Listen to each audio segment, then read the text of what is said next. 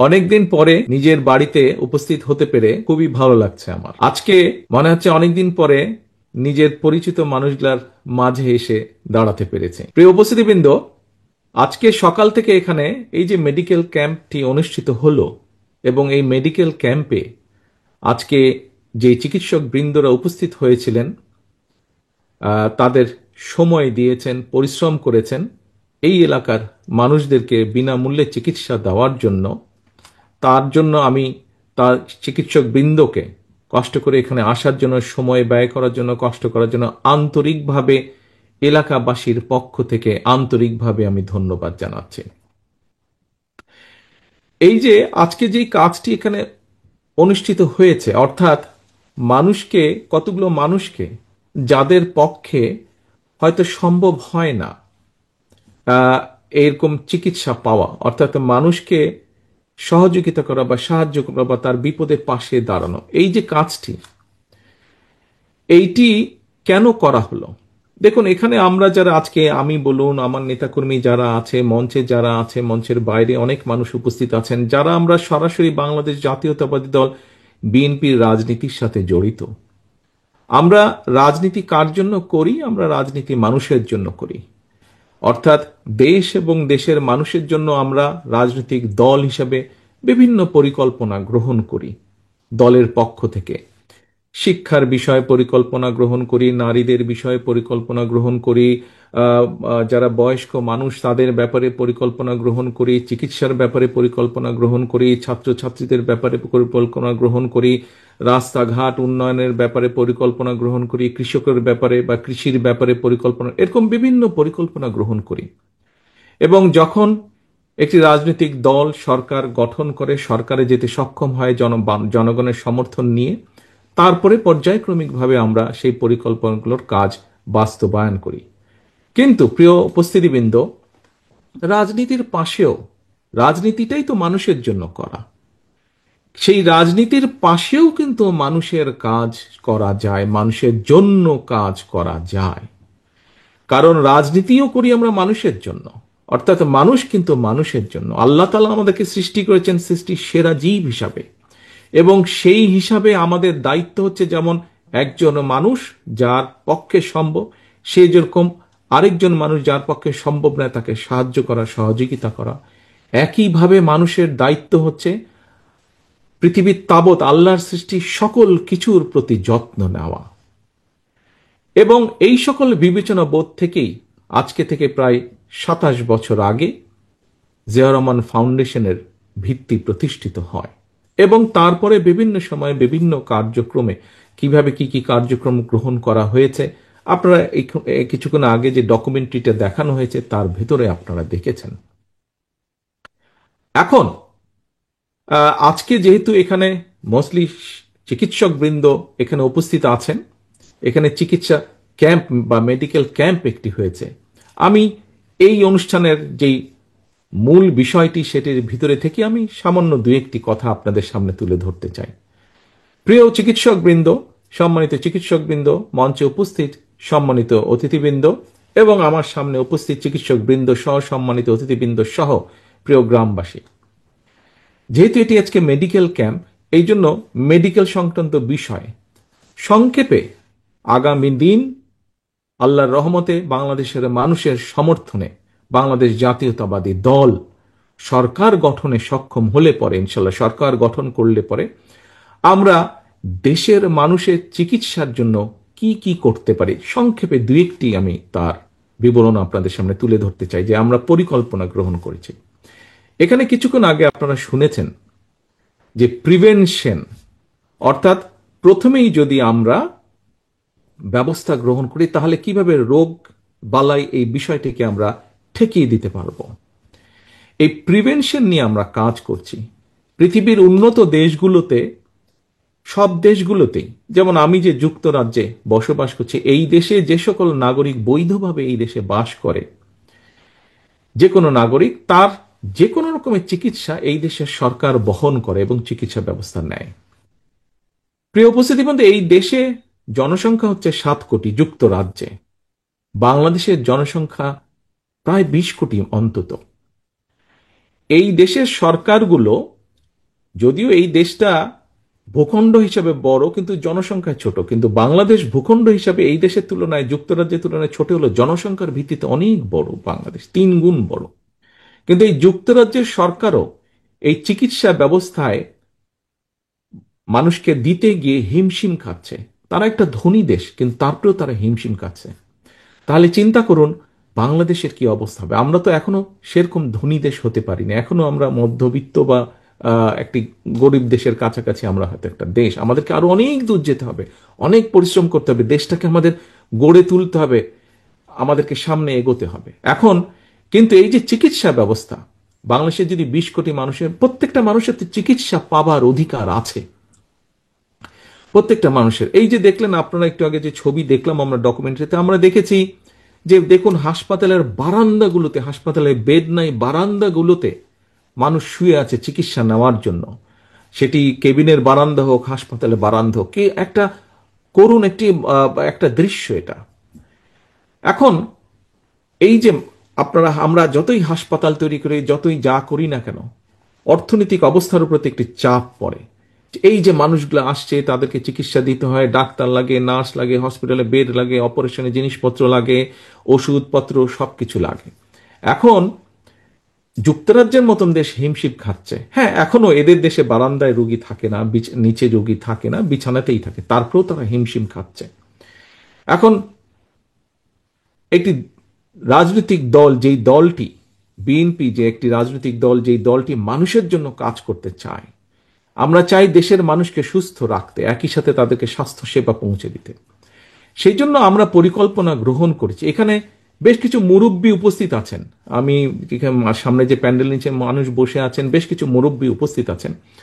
মুরব্বী আপনাদের নিশ্চয়ই মনে আছে, এবং অন্যান্য অনেকেই উপস্থিত আছেন, তাদের না দেখলে হয়তো অনেকেরই মনে আছে বা আমরা শুনেছি, শহীদ রাষ্ট্রপতি জিয়া রহমানের সময় সারা দেশে একটি পথ ছিল, গ্রামের মানুষ যাতে চিকিৎসা পায়। পল্লী চিকিৎসক নামে একদল মানুষ ছিলেন, যারা গ্রামের মানুষকে বেসিক চিকিৎসাগুলো প্রদান করতেন। প্রিয় উপস্থিতিবৃন্দ, আমরা যেটা পরিকল্পনা গ্রহণ করেছি যে ইনশাল্লাহ বিএনপি সরকার গঠন করলে পরে আমরা হেলথ কেয়ারের নামে আমরা গ্রামে গ্রামে এইরকম একটি টিম তৈরি করব, যারা মানুষের কাছে যাবে, মানুষকে বুঝাবে যে ভাই এই জিনিসটা খেলে তোমার হার্টের অসুখ হবে না, এই জিনিসটা খেলে তোমার ডায়াবেটিক হবে না, এই জিনিস এইভাবে চললে তোমার কিডনির রোগ হবে না। অর্থাৎ মূল যেগুলা যেগুলা যেগুলা অসুখ বিসুখের সাথে জীবন মরণের সমস্যা, মানুষকে আমরা এগুলা বুঝাবো। অর্থাৎ যাতে দেশে কম সংখ্যক মানুষ অসুস্থ হয়, এটি থাকবে আমাদের উদ্যোগ। এখন মানুষ যখন কম, মানুষ তো কিছু না কিছু অসুস্থ হবেই, মানুষ যখন কম অসুস্থ হবে, সেই কম সংখ্যক মানুষ যখন হাসপাতালে যাবে, আমরা ইনশাল্লাহ আশা করতে পারি তখন হয়তো আস্তে আস্তে একটা পর্যায়ে আসবে যখন অসুস্থ মানুষ যে হাসপাতালে যাবে চিকিৎসার জন্য, তাকে আর ওই মাটিতে শুয়ে থাকতে হবে না, তাকে আমরা বেডের মধ্যেই রাখতে পারবো ইনশাল্লাহ। এর বাইরে যেই মানুষ, অসুস্থ মানুষগুলা যাবে চিকিৎসার জন্য, তখন আমরা প্রায় প্রত্যেক মানুষকে চিকিৎসকরা, এই যে একটু আগে শাহজাহান সাহেব বললেন যে এত মানুষ আসে, এত অসুস্থ মানুষ, সেই তুলনায় ডাক্তার নার্সের সংখ্যা কম, আমরা চাইলেও চিকিৎসা দিতে পারছি না।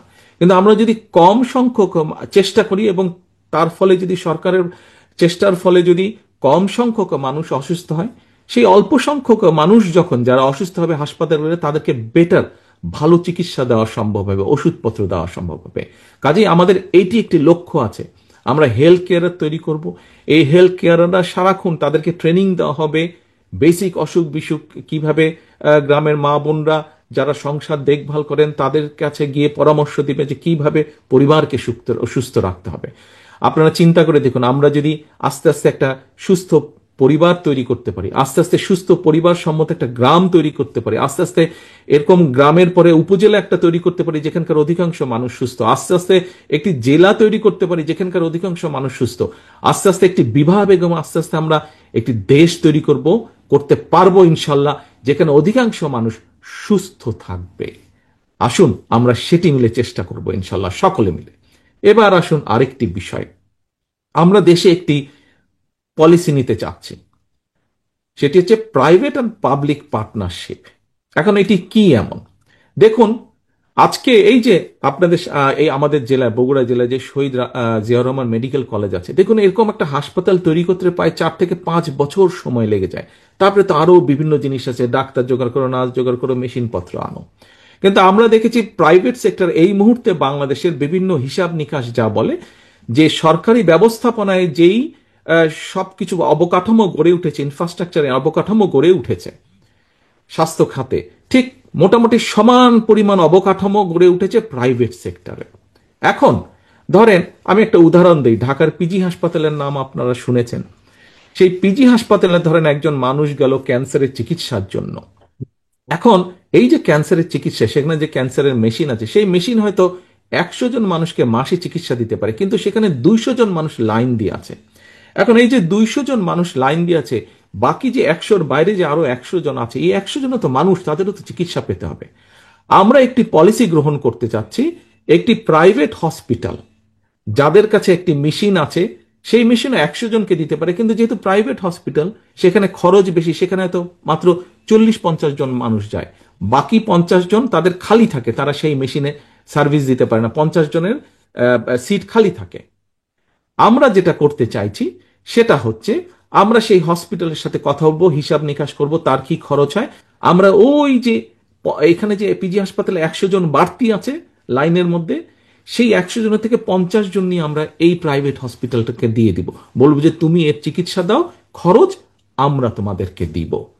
তার ফলে কি হচ্ছে, এইভাবে করে আমরা ভাগ করে দিব। এই যে বাড়তি যারা রোগী থাকবে, এইভাবে করে যেই সকল হসপিটাল আছে, ধরেন ক্যান্সারের বিষয় আমরা ভাগ করে দিব, আমরা হার্টের রোগীর বিষয়ে ভাগ করে দিব, আমরা ডায়াবেটিক ডায়ালিসিস পেশেন্টকে ভাগ করে দিব, কিডনির পেশেন্ট যেগুলো সিরিয়াস সিরিয়াস অসুখ বিসুখ আছে, এগুলাকে আমরা বিভিন্ন প্রাইভেট হসপিটাল যাদের সেই ক্যাপাসিটি আছে, যারা সেই চিকিৎসা দিতে পারে, যারা ভালো হসপিটাল, এইভাবে করে আমরা ভাগ করে দিব। তার ফলে কি হবে দেখেন, শহীদ জিয়াউর রহমান মেডিকেল কলেজ করতে প্রায় 5 বছর, 4.5-5 বছর সময় লেগেছিল, 4 বছর সময় লেগেছিল। আর আমরা যদি মোটামুটি হিসাব নিকাশ করে এই পলিসিটি গ্রহণ করতে পারি, আমরা 3 থেকে 6 মাসের মধ্যে দেশের মানুষকে আমরা মোটামুটি ভাবে চিকিৎসা দেওয়া শুরু করতে পারবো। কাজেই কাজেই প্রিয় উপস্থিতিবৃন্দ, আমাদের লক্ষ্য হচ্ছে, আমরা আগামী দিনের পরিকল্পনা গ্রহণ করছি যে সরকার ইনশাল্লাহ মানুষের সমর্থনে, আল্লাহর রহমতে সরকার গঠন করতে পারলে আমরা দেশের নারীদের, আমরা যেরকম বলেছি এর মধ্যে আমরা ফ্যামিলি কার্ড দিব, কারণ আমরা চাই দেশের মা বোনদেরকে, এবং এই ফ্যামিলি কার্ডের মালিক হবে, একটি কার্ড দিব আমরা সকল দেশ সরকারের পক্ষ থেকে, প্রত্যেক পরিবারের মা যে থাকবে তার হাতে আমরা দেব, যাতে ধীরে ধীরে সেই মা স্বাবলম্বী হয়ে উঠতে পারে। আমরা যেরকম কৃষকদের ক্ষেত্রে বলেছি আমরা ফার্মার্স কার্ড দেব, ঠিক এই একইভাবে আপনাদের সামনে আমি যে চিকিৎসার যে বিষয়টি সেটি সংক্ষেপে আমি 2টি পরিকল্পনার কথা আপনাদের সামনে তুলে ধরলাম। এইভাবে ঠিক আমাদের শিক্ষার ক্ষেত্রে পরিকল্পনা আছে, কিভাবে আমরা আমাদের আগামী দিনের যে ভবিষ্যৎ ছেলেমেয়েরা তাদেরকে আমরা গড়ে তুলবো, তাদেরকে আমরা বিভিন্ন রকম ছোটবেলা থেকে তাদেরকে আমরা কয়েকটি ভাষা শেখাবো, তাদেরকে আমরা খেলাধুলায় এক্সপার্ট করব, তাদেরকে আমরা বিভিন্ন সংস্কৃতিতে এক্সপার্ট করব, যাতে শুধু পড়ালেখা না, পড়ালেখার পাশাপাশিও তাদের বিভিন্ন রকম কোয়ালিটি থাকে, যাতে তারা জীবনে সাথে সাথে তারা বাকরির জন্য ঘুরতে না হয়, যাতে যে কোনো জায়গায় তারা যখন পড়ালেখা শেষ করবে সাথে সাথে তারা যাতে চাকরি বাকরি খুঁজে পায়, অথবা নিজের পায়ে স্বাবলম্বী হয়ে দাঁড়াতে পারে। প্রিয় সহকর্মী বৃন্দ, প্রিয় উপস্থিতি বৃন্দ, প্রিয় চিকিৎসক বৃন্দ যারা আমার সামনে আজকে বসে আছেন, জিয়াউর রহমান ফাউন্ডেশনের মাধ্যমে আমরা চেষ্টা করেছি বিগত 27 বছর ধরে সাধারণ মানুষের পাশে দাঁড়াতে। কতটুকু আমরা পেরেছি পারিনি সেটা হচ্ছে ভিন্ন বিষয়, কিন্তু আমরা আমাদের চেষ্টা করেছি এবং আমাদের এই চেষ্টা আমরা অব্যাহত রেখেছি।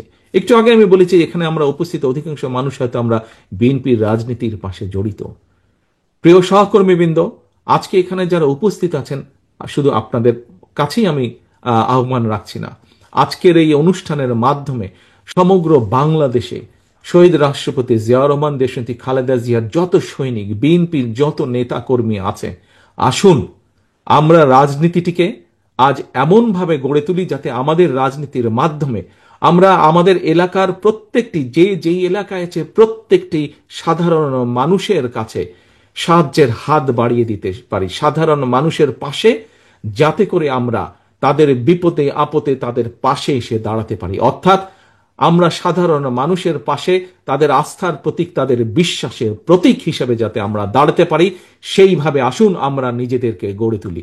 বিএনপির প্রত্যেকটা কর্মী, বিএনপির প্রত্যেকটা নেতাকে আজকে আমরা আমাদের মধ্যে রূপান্তর ঘটাই এবং আমরা আমাদের প্রত্যেককে আজকে জনগণের সেবক হিসাবে আমরা গড়ে তুলতে বদ্ধপরিকর হই। আমরা নিজেদেরকে জনগণের সেবক হিসাবে নিজেদেরকে গড়ে তোলার জন্য শপথ গ্রহণ করি। এটিই হোক আমাদের আগামী দিনের রাজনীতির শপথ, এটিই হোক আমাদের আগামী রাজনীতির পরিকল্পনা, এটিই হোক আমাদের আগামী রাজনীতির লক্ষ্য এবং উদ্দেশ্য। পরিশেষে আমি আবারও জিয়া রহমান ফাউন্ডেশনের আজকের এই অনুষ্ঠান আয়োজন যারা করেছেন তাদের প্রত্যেককে আমার পাশে উপস্থিত জিয়া রহমান ফাউন্ডেশনের vice president doctor Zubaidur Rahman আজকে এই পরিকল্পনার মাধ্যমে এই অনুষ্ঠানটি সফল করেছেন এবং যে পরামর্শ দিয়েছেন এবং মাঠে থেকে যে মানুষগুলো কাজ করেছেন, জিয়া রহমান ফাউন্ডেশনের যে সকল সদস্যবৃন্দ কাজ করেছেন, আমার এই গ্রামবাসী, আমার দলের নেতা কর্মী, ছাত্রদল, যুবদল, বিএনপি সহ যারা কাজ করছেন, প্রত্যেকটি মানুষকে, আমার বাড়ির আঙিনার যে সকল ভাইয়েরা কাজ করেছেন, প্রত্যেকটি মানুষকে আবারও আন্তরিকভাবে আমি ধন্যবাদ জানাতে চাই 7,000 মানুষের কাছে আজকে চিকিৎসা সেবা পৌঁছে দেওয়ার জন্য। পরিশেষে আমি আবারও চিকিৎসকবৃন্দ যারা ঢাকা থেকে কষ্ট করে এসে 7,000 মানুষকে চিকিৎসা দিয়েছেন, তাদের পরামর্শ দিয়েছেন, তাদেরকেও আবার আন্তরিক ধন্যবাদ জানিয়ে শুভকামনা রেখে আসুন, আমাদের লক্ষ্য এবং উদ্দেশ্য একটাই, বাংলাদেশ এবং বাংলাদেশের মানুষকে সেবা প্রদান। সেই প্রতিজ্ঞা রেখে, সেই শপথ রেখে, সেই প্রত্যাশা রেখে আমার বক্তব্য শেষ করছি। আল্লাহ হাফেজ। বাংলাদেশ জিন্দাবাদ, বাংলাদেশ জাতীয়তাবাদী দল জিন্দাবাদ।